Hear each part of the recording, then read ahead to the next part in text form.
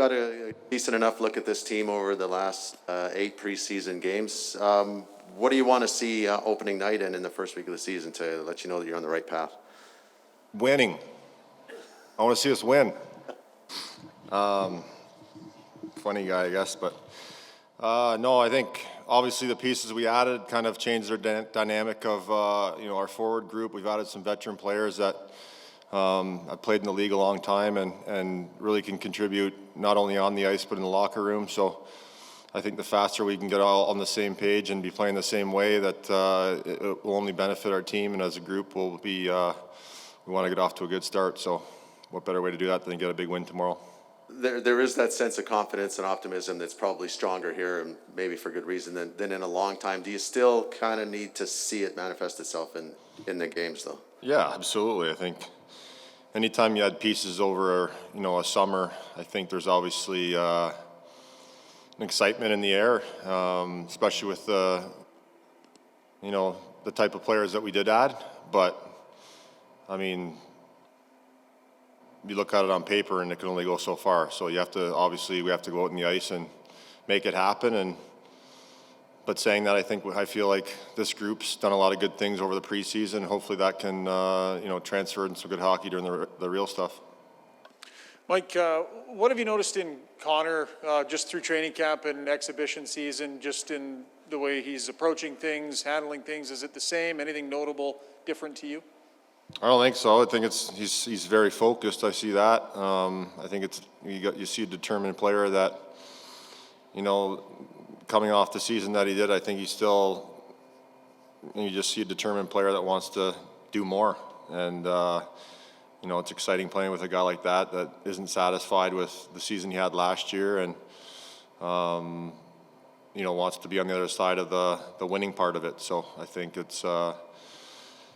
Connor's just a determined young man that's going to, continue to get better, which is scary to think. But, he puts in the work, he puts in the time to be the best he can be, and will be a huge part of our team's success this year.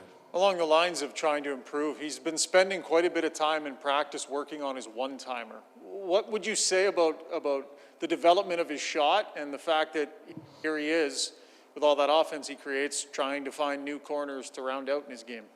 Yeah, no, I think I noticed that earlier on before camp started, him working on that, and I think he was laughing that I don't think he's ever scored a one-time goal. So I think that's one area that he was, excited to get better at, and he's definitely improved at it. So it'll be interesting to see where he ends up on the power play, but he might end up in Leo's spot over there.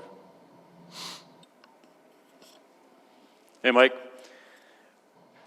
What does Zach Hyman do down low to goaltenders and defensemen that now you're glad he's going to be doing to the guy at the other end? Yeah, I mean, he's feisty. He's probably one of the stronger guys on his stick that there is in the league, and he's competitive. He's competitive. He's a guy that knows where to go to score goals, and as a parent now of hockey players, I think he's the epitome of what you kind of want from your kids. I tell my oldest son, I'm like, you got to watch Zach Hyman play. He's not everyone can play like Connor.